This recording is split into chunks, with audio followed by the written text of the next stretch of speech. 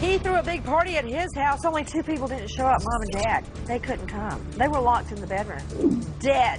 When the party's over. His mom took his phone away, and he said he was going to kill her. And he did. They threw a blowout party with his parents still in the house.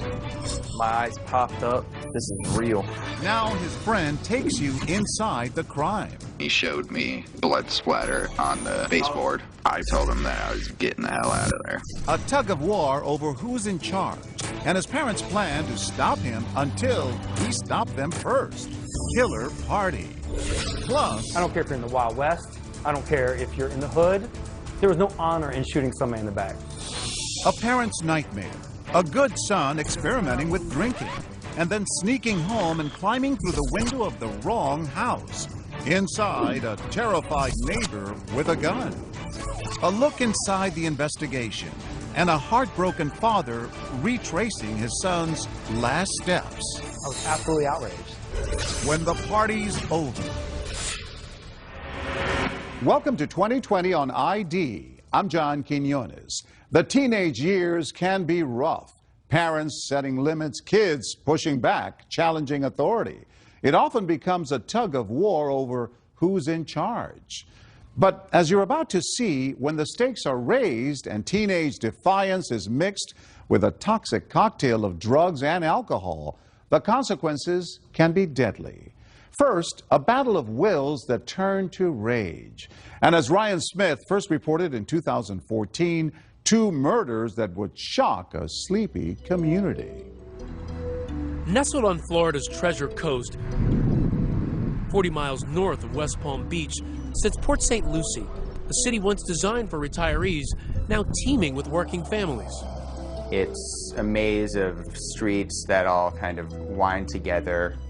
There's the sense on these empty streets that something's amiss. Even the street signs aren't quite right. They didn't have time to spell all the street names correctly. Growing up here is a modest sort of happiness for any kid. But as novelist Nathaniel Rich learned, that gets old. Every teenager complained about how boring it was in Port St. Lucie. The only thing to do is drink and get high, have parties. And it's a party that happened here that no one will ever forget.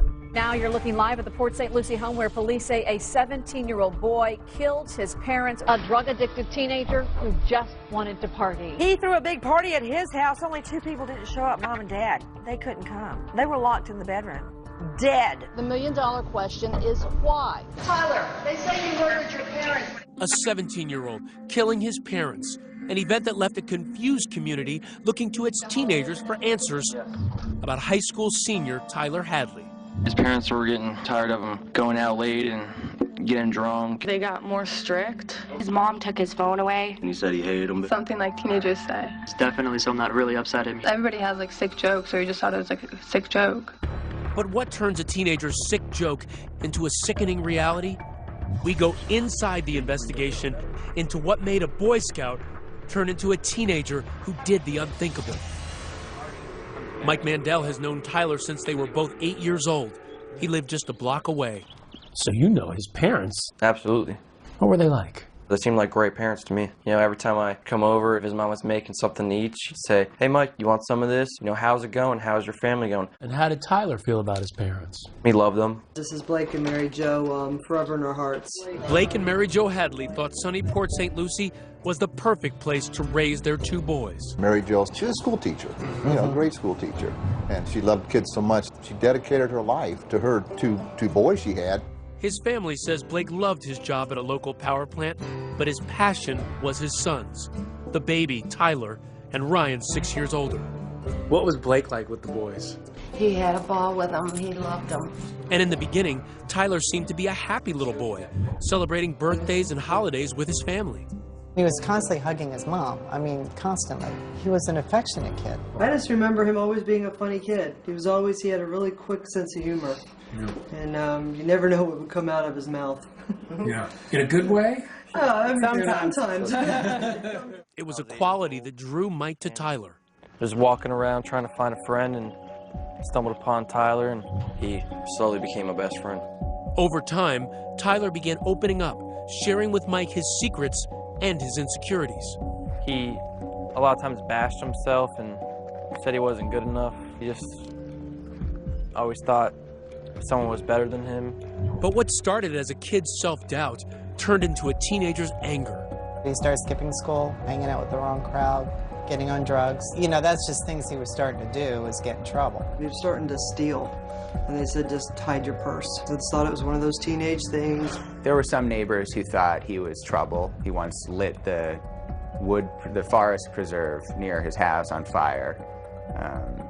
And, you know, he siphoned gasoline from the nearest gas station once. Tyler's parents started cracking down. How did they discipline him? They really did everything possible as far as taking away the cell phone, bits and pieces of freedom that children really, cherish at that age. They didn't just abandon him and just let him run in the streets like he wanted to. They tried to rein him in. But Tyler pushed back, continuing to defy his parents. He didn't like following any rules. He liked going out, doing drugs. And then his parents caught on. He was already comfortable living that way, and he didn't want anyone to change it. Nancy Grace has followed this case. They were beginning to discipline him more and more. And by that, I don't mean take him out to the woodshed and give him a spanking. They would take away privileges. Well, Hadley would have none of that. His frustration and anger mounted. By the time Tyler was 17, his parents were at their wits' end. They put him into an outpatient substance abuse program, but nothing changed. He came home drunk one night, and he crawled through his window when his parents woke up, and then they took away his phone and his car. He felt that she was over-disciplining him, and he said he wanted to kill her. Did it sound like he might actually do it? Absolutely not. And Tyler's parents were keeping a closer eye on him, taking him to a family reunion in Georgia just 1 week before life would change forever. We really enjoyed having him. He was very polite. I never saw Tyler lose his temper, ever. That's what is so bizarre. Posing for family pictures 1 minute, but plotting with his friends back home the next. Well, he was texting his friends and telling them we're going to have a party when I get home. So he was planning it while he was up there. And 3 days later, this ominous Facebook post. Party at my crib tonight. Maybe. Tyler said he's going to have a party tonight. My parents are going to Orlando. A friend Facebooked him, what about your parents? Are they going to come home in the middle of the party? And Hadley writes back, they won't. Trust me. A party at Tyler's house seemed odd with his parents now tightening the reins, but it was something else he said that really got Mike's attention. He tells you something about what he did the night before. Yeah, he said he was contemplating murdering them that night while they were sleeping in their bed. He said he couldn't do it. He didn't have it in him. And what did you think when he told you that? I got a weird feeling in my stomach, but it's Tyler. There's no way he would do this. Then, a few hours later, a second Facebook post. Party at my house. Hit me up. This time, there was no maybe. Tyler Hadley's house party was set. He had been bragging about it for days. He was going to have the party come hell or high water. And nothing and nobody was going to get in his way. One of my friends had gone on Facebook and seen the post about the party. Everyone knew his parents were strict. And it really wasn't until the day of the party that people started to take him seriously. There was so little to do in Port St. Lucie that night that any teenager who heard about the party was going to check it out. Around 9:30 p.m., Tyler picks up Mike and some other friends, and they head back to his house. Jesse DeRay is in the car. When we were pulling up to Tyler's house, he said something real crazy is going to come out in the next week. I said, what do you mean? And he said, you'll find out. Did you see any other family vehicles there? Yeah, and I thought that was kind of strange that his mom's car was there too. I asked him where his parents were, told me they were in Georgia. It was a free-for-all. Kids could smoke inside the house. They were drinking. Kids were bringing beer and pot and pills. What's it like inside? Young people drinking and sitting around talking. But the weird thing was most people in there, Tyler didn't even know. I didn't know them. They were strangers. You think he wanted to be known as having this huge party? Maybe. That's the only thing that makes sense. As the rowdy party rages on, a neighbor across the street makes a noise complaint. I woke up to, squealing tires and kids hanging out of the car, yelling. So I did call 911. Officers respond, but with no immediate cause for alarm, they leave the teens with a warning. When we come back, kids at the party are noticing there's something strange about this place, but only best friend Mike Mandel will discover how strange behind this door. My eyes popped up. This is real. He's claiming that he killed his parents. Stay with us.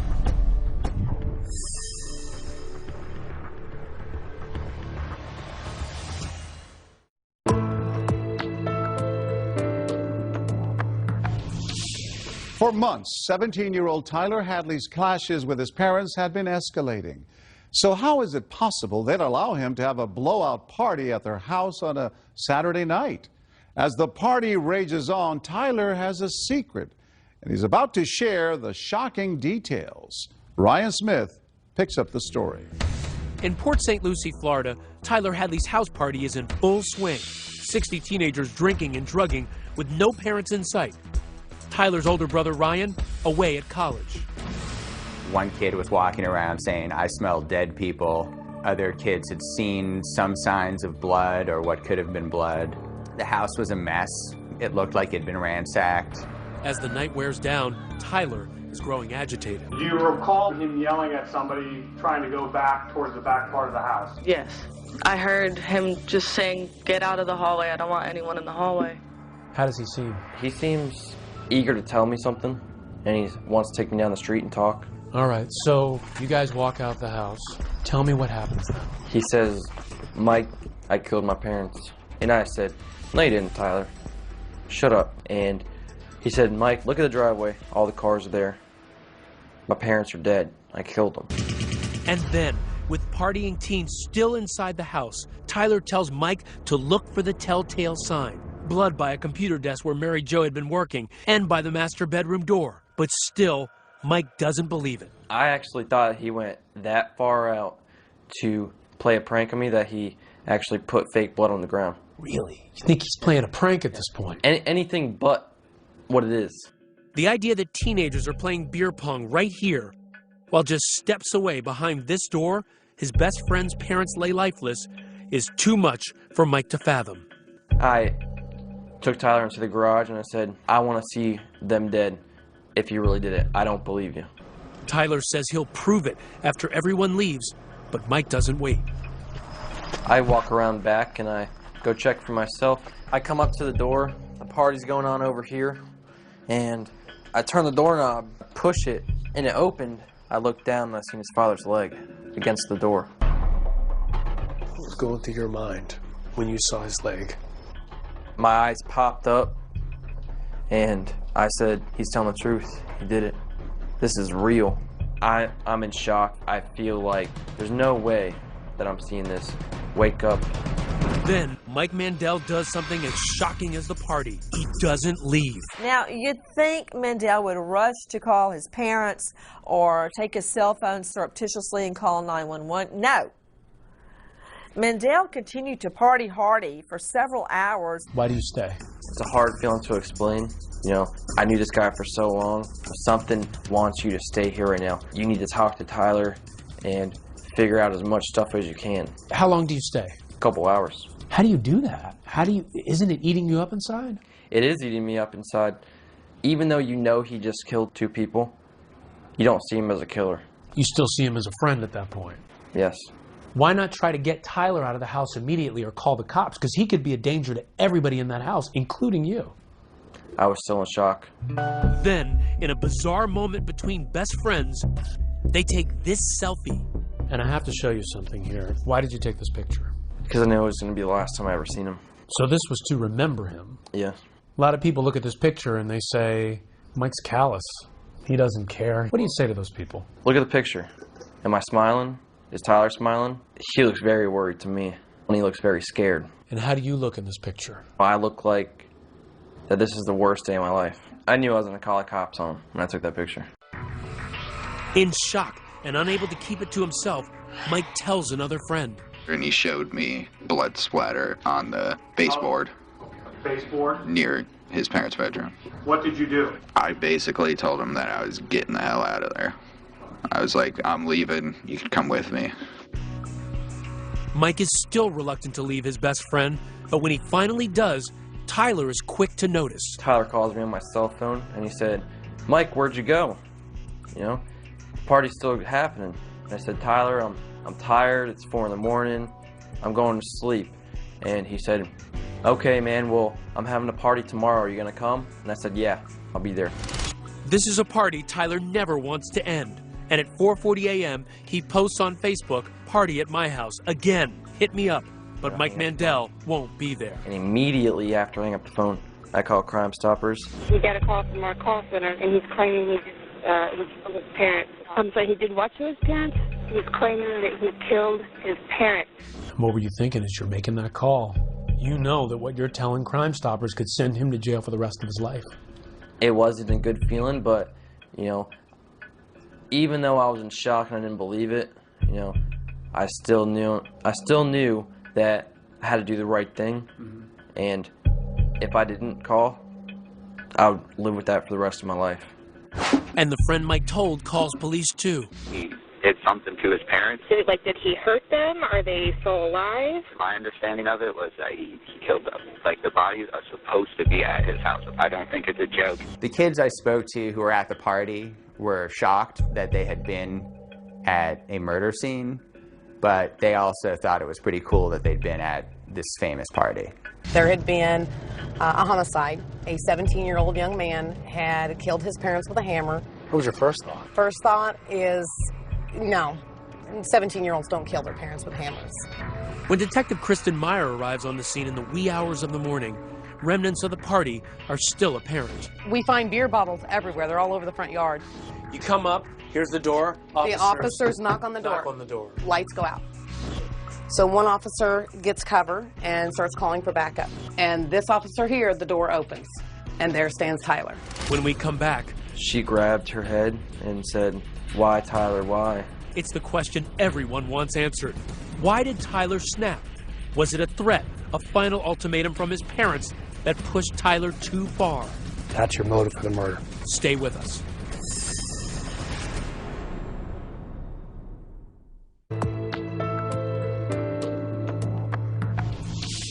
Tyler Hadley has delivered exactly what he promised, the teenage party to end all parties, free-flowing drugs and alcohol with no parents in sight. But when morning breaks and the partiers have all gone home, Tyler is left with the chaos of empty beer bottles and the knowledge of something far worse hidden in the home he shared with his parents. Once again, Ryan Smith. At dawn, when police arrive at Tyler Hadley's house, the party is over. Officers see Tyler alone inside, pacing back and forth. And they creep up to this window because they can peek in. What kind of state was he in at that point? They talked about the look on his face. One officer describes it as deranged. Officers ask where his parents are. He said they're out of town, they're in West Palm Beach. He's placed in handcuffs, and the officers go in and search. Inside the master bedroom, they find what looks more like a garbage pit than a place where Tyler's parents slept just 24 hours before. The room is packed with items from all over the house: furniture, magazines, pictures, food. Mom's Good Housekeeping magazine, homework from her students, a family calendar. Underneath, investigators find the bodies of Blake and Mary Jo Hadley. It's the darkest turn possible for a Saturday that began with ordinary errands for the Hadleys. A trip to the local farmer's market, a visit to a dress shop. They were back home early afternoon. His father taking a nap, his mother at the computer. Tyler told his best friend Michael Mandel that to psych himself up, he listened to the Lil Boosie song, Feel Lucky. Got it on your mind, I want you to feel lucky. Then he grabbed a hammer. He said he stood behind his mother for 5 minutes while she was on the computer trying to figure out whether or not he should hit her or not, and then at some point he hit her. Mary Jo's screams woke his father. He rushed to the doorway and was stunned by what he saw. And he couldn't even move. And Tyler said he ran up to his father, hit him, and his father asked him why he's doing this, and he said, "Why the f*** not?" Tyler told him that he then dragged his parents' bodies to their bedroom, then spent hours cleaning up the blood, stripping the walls, leaving empty hooks where family photos once hung, adding them to the pile. At some point during all of this, Tyler makes that post on Facebook that the party is on.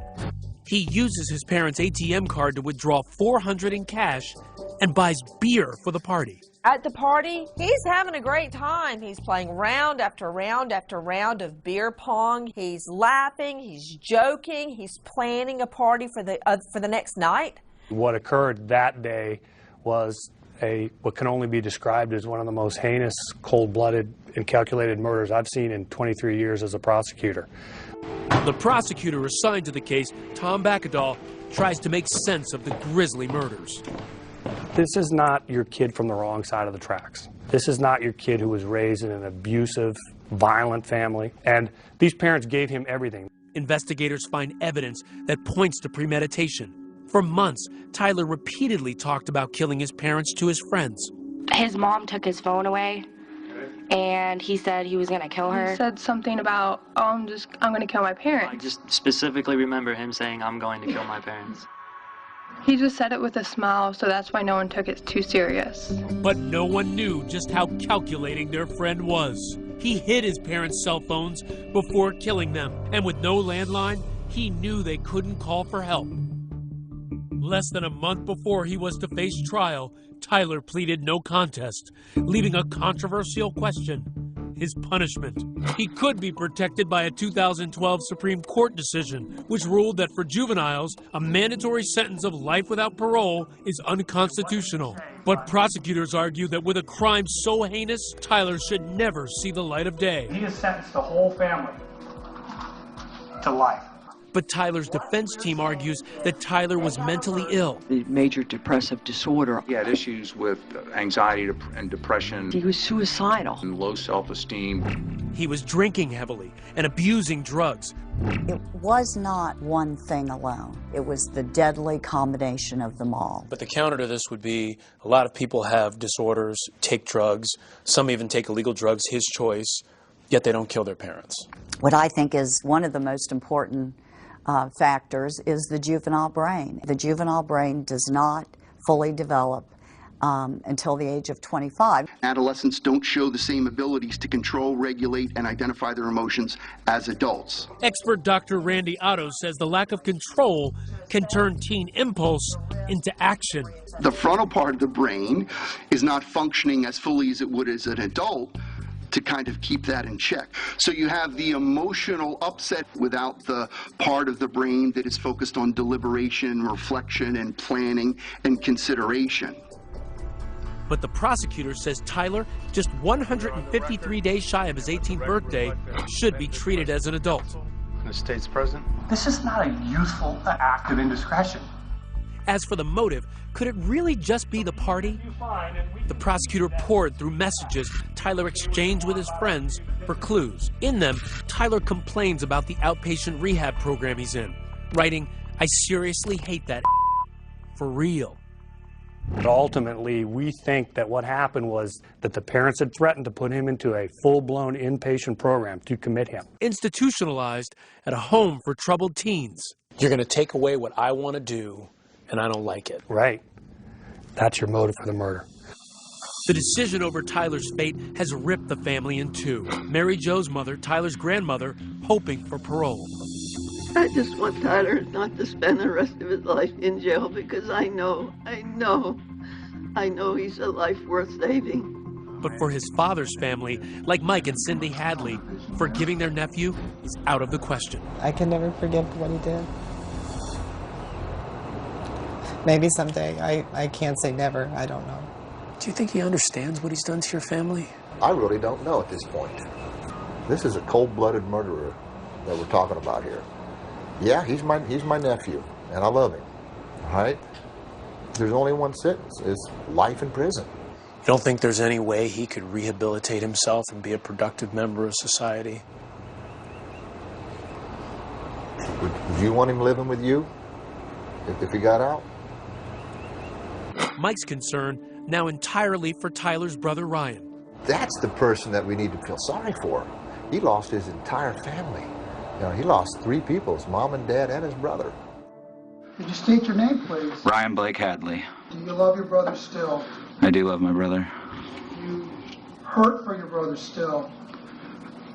Yeah, I hurt for my brother. But that love for his baby brother has its bounds. Under what circumstances would you like to maintain this relationship with your brother? What I want is for him to get the maximum penalty possible. Mr. Hadley? Finally, Tyler speaks publicly about the crime, but offers little insight. I'd like to direct this to my entire family. All of you. Everyone. All of you. And I know it's hard to understand, and you can't begin to explain, what happened. I just want everyone to know that I am truly sorry for the acts I committed. The judge was unmoved. It is hereby the judgment and sentence of the court. The defendant be sentenced to life without the possibility of parole.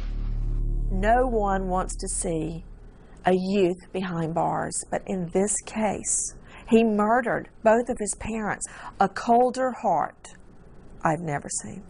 If he were here today, if you could speak to him directly right now, what would you say to him? Well, of course I'd ask the question, why? I might ask him, you miss your mom and dad? Didn't they mean anything to you? Was it worth it? Are you happy now? I hope that party was worth it.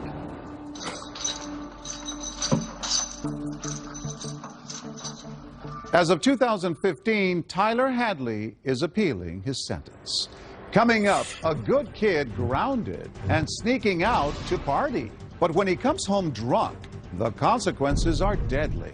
The alarm went off, and then I saw the light come on. Caleb then turned around and simply said, "You just shot me." When we come back.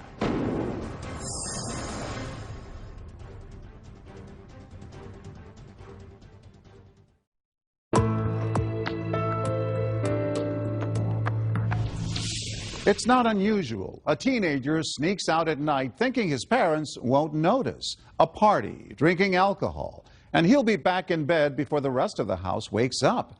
But in the story you're about to see, that teenager never made it home. As Deborah Roberts first reported in 2014, only 2 people will ever know for sure what happened that night. And one of them is dead. It was late Saturday night. 16-year-old Caleb Gordley had a secret plan to sneak out of his house to go to a party with some friends. A popular 3-sport athlete at Parkview High School in Virginia, Caleb was also an aspiring rapper, seeing himself as the next Jay-Z. The days go fast, but the time moves slow. It's like I'm stuck in sand, but I can't ever let go. Hey. He was a self-proclaimed rapper going by the name of Prince George. Yo, Caleb, Prince George. I like the core was his music, was his lyrics. I have 85 songs that I've collected. Good kid, Sean? Great kid. He was very respectful, very polite. Partier? No.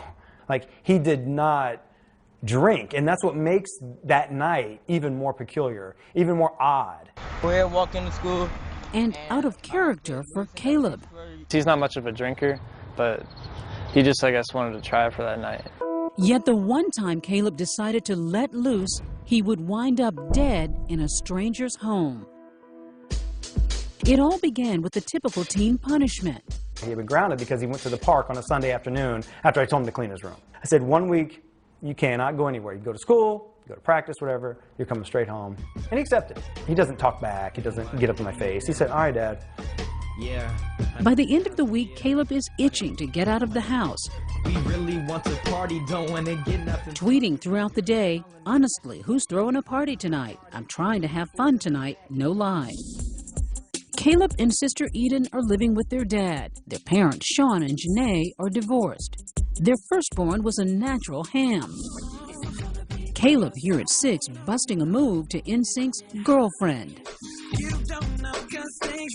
He just had that energy that really attracted a lot of people to him because he was so fun and good-hearted. He just loved laughing and joking.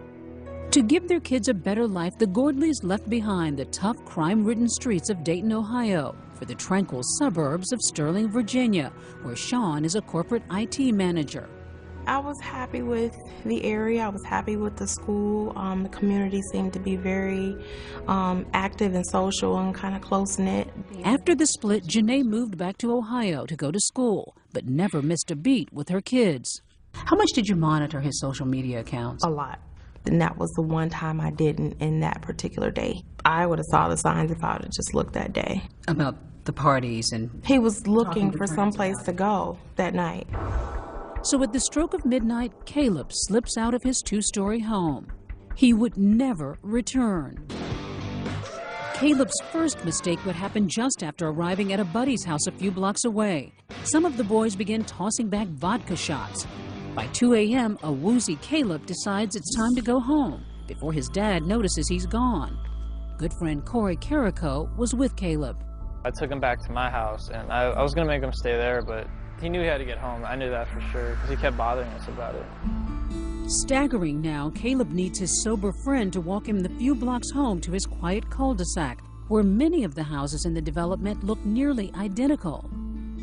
We crossed this fence because all the houses are similar, and then once we crossed, we came up to this window over here. We thought this was the window. Yeah, we thought this was the window, and I just opened it up. I've never come in the back way before. It looks different from the back. I always come from the front when I come pick him up in the morning. So I figured it was his house because he thought it was his house too. Did you just sort of like shove Caleb in? No, he went in himself. The alarm went off, and then I saw the light come on, and then I heard yelling, which I thought it was Dad. So then I ran because I thought I was going to get in trouble. Turns out it's not Caleb's dad. In fact, it's not even Caleb's house. It's the neighbor's home 2 doors down. The startled homeowner grabs his .40 caliber pistol that he kept next to his bed, thinking a burglar has broken in at 2:30 in the morning. In the chilling moments that follow, gunshots. How many times was Caleb actually physically shot? Once. Out of 4 shots, he was hit once. A developing story now out of Sterling. Loudoun County Sheriff's deputies responded to a burglary with shots fired on... The next morning, news of a shooting quickly spreads through the neighborhood. At Caleb's home, there's panic. His sister Eden realizes her brother isn't in his bed. My friend's mother called her and told her that someone 2 doors away from us had gotten shot. She said somebody was trying to break in. I told my dad, and he was like, I woke up this morning, Caleb's not home. I don't know where he is. I ran over to the neighbor's house, knocked on the door, and didn't find out any information. I ran back in the house, called 911. What's going through your mind at this moment? I know my son's dead. I know he's dead. Corey dropped Caleb off at my house at 2:30 in the morning, and there was a shooting in my neighborhood at 2:30, and I can't find my son. I knew it instantly. His 16-year-old son shot dead. I could barely talk. And I was so lost, and I couldn't fathom surviving this. I didn't know. I was like, well, there's no going beyond this. Eden and Sean break the unbearable news to Janae in Ohio. Overcome with grief, she heads to Virginia. I wept in the airport. I wept on a plane in front of strangers, and it didn't even matter. You lost your son. Did you understand at all what had happened? I did. I understood that, he made a mistake. And then it cost him his life. Yeah. My handsome man. A life even Caleb realized was fragile. This is the new microphone. And trust me, I have like 6 songs that I'm going to be putting up today. And one of those songs he wrote just months before dying is oddly prophetic. 1, 2, 3, your life can be done like that. Called Reckless, with the sound of gunshots in the background, Caleb rapped, your life can be done like that. His own life cut heartbreakingly short in what seemed a classic case of self-defense. Somebody breaking into your house, you don't know. This person is going up the stairs, going towards where the homeowner's family was. I guess he fell in fear for their lives. I mean, I put it on me at first. I thought it was all my fault because I took him to the wrong house. But you realized it was a tragic mistake. Yeah. Both Sean and Janae believed it was an awful accident until they got the police report. What it revealed would change everything for Caleb's parents. Once I got the details, I was absolutely outraged. Was it self-defense or something else? Murder. Stay with us.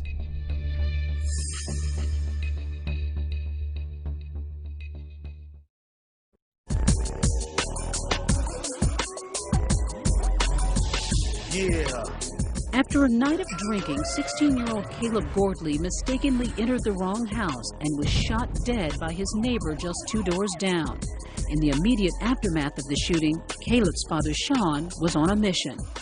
And that was to let the world know my son made a mistake.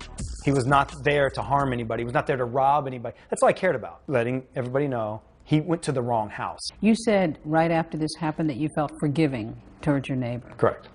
Do you still? No, not 1% forgiving. I'll tell him right here and right now, I apologize for my son entering your house. I will take that. Beyond that, there was no forgiveness. Once I got the details, I was absolutely outraged. It was a horrible, horrible set of circumstances for the family, horrible set of circumstances for the shooter.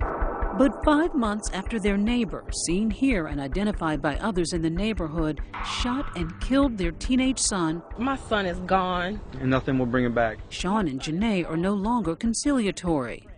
It sounded like a mistaken identity. Someone thinks there's a burglar in their home and they're trying to defend themselves. At no point during the homeowner's count of the events did he ever describe Caleb in any way being aggressive, ill intent. He did not approach him. He did not come after him in a violent way. In fact, Corey Carrico says his friend Caleb was visibly impaired when he tried getting him home. Yeah, he was stumbling a lot. He fell down on the sidewalk a couple times. I mean, even though he had to be home, I probably should have just kept him at my house. Or waited a little bit longer. Sean is convinced that his son was confused, since his home has a nearly identical floor plan to the neighbor's. From the vantage point upstairs, Sean showed us what he thinks happened, according to the police report. He was crawling into his window. Correct. Where do you think the homeowner saw him first? According to the police report, the homeowner came down this hall, immediately saw Caleb in the kitchen area. He saw his face, he did not recognize him, and he yelled at him to get out of the house. He suspects his intoxicated son believed he was hearing his dad's angry voice. So Caleb would have continued on thinking he's going to his bedroom, you think? Yes, correct. But remember, the 6-foot-tall boy is in his neighbor's home and headed toward the bedrooms where his neighbor's fiancée and son are staying. The homeowner said he made eye contact with Caleb, and there was a dazed look on his face. So he knew he was on drugs, alcohol, whatever the case may be. And as he came up the steps, he said he saw no weapon. His neighbor then yells out and fires a warning shot, fearing the unknown intruder who's making his way upstairs near his family. Caleb then, according to a statement, turned around, didn't attack the person shooting at him, and simply said, according to the statement, "You just shot me." Then the end for Caleb, an ending Sean finds unconscionable. The autopsy report revealing the cold, hard fact that Caleb was shot in the back. The homeowner angled against the wall and fired through Caleb's chest, and then a fourth shot past Caleb's head that he aimed at his head, missed. Caleb then took 2 more steps and fell face down on the floor, right in front of what he thought was his own bedroom. I don't care if you're in the Wild West. I don't care if you're in the hood. There was no honor in shooting somebody in the back. So why would the homeowner fire multiple times when this person didn't appear to have a weapon? It's 2:30 in the morning. You have a person that actually comes in through a window. The alarm sounds off. I mean, he was 6 foot tall, unknowns to the homeowner, wearing dark clothing. The homeowner advised him to stop, and that he would shoot, and Caleb continued to come forward. He lined himself up at the perfect angle to shoot a hollow point bullet through my son's lung and explode his chest. And then a fourth shot at his head for good measure. That's what he did. Do you see it as murder or accidental shooting? Murder. Murder? Mm-hmm. He shot him in the back. If you're really in fear of danger, of your life and your family's life, why would you allow a person that you that appeared to be dazed to you walk right past you and then you shoot him in the back? If Caleb would have crossed that street right there and got hit by a car, I would have nobody to blame but Caleb. I have somebody else to blame for my son's death. I just do. This kid is a kid of color, a black kid. Did that have any impact on this case? I can't see that it would. The entire situation was just bad all the way around. Somebody coming into your house, not stopping when you're giving them commands to stop. Somebody continued to advance on you. Somebody going up the stairs where your family is. The homeowner has not spoken out publicly. Have you had any sense of how this has impacted him? In conversations with my detectives, I understand that he was devastated by what had happened. So much so that he had to take a couple weeks off. After a police investigation, no charges were filed against the neighbor, a volunteer firefighter who owns a consulting company. Through his attorney, he declined our request for an interview, saying, "The incident was an unfortunate tragedy on every level, but as we are not confident that participating in your program would contribute to the healing process, we are unwilling to so participate." 10 months after their son's death, Sean and Janae Gordley still can't understand how a teenage mistake can end so tragically. The man who took their son's life did reach out to the Gordleys through his attorney, saying he was sad about what happened, but Sean threw out the note, offended by its formal tone. Do I hate him? No. Do I want him put away? No, I don't think that's going to solve anything. Do you want to hear from him personally? I would love to. He's 2 doors down. 2 doors down. Do you still see this neighbor? I never saw him before. I haven't seen him since. What's the lesson in all of this, Janae? We need to get out of our own bubbles. We don't get outside and shake our neighbors' hands or invite them over to dinner or just get to know them better. 2 doors down. 2 doors down, and you didn't recognize that that was your neighbor. Some people would have packed up and moved right away, but yet you've somehow managed to stay here. The first few months, there was no way I was leaving. I keep the door closed because it smells like him in here still after all these months. I smell him right now. On his blanket, on his pillow. We haven't washed anything. We haven't vacuumed. I come in here, sometimes I'll take a nap on his bed. And he awakens to a wall of emotional memories scrawled by Caleb's classmates who were shattered by their friend's sudden death. I don't know anybody who didn't like him for any reason. You just put a smile on your face. Absolutely great kid. This was his 16th birthday, so this is his last birthday. His son would be 17 now, a high school senior making college plans with his friend Corey. He's such a great friend. It's a shame if you never knew him. He was such a funny person. I truly believe that my son was a gift. Yeah, we got 16 and a half awesome years. I will hold on to that.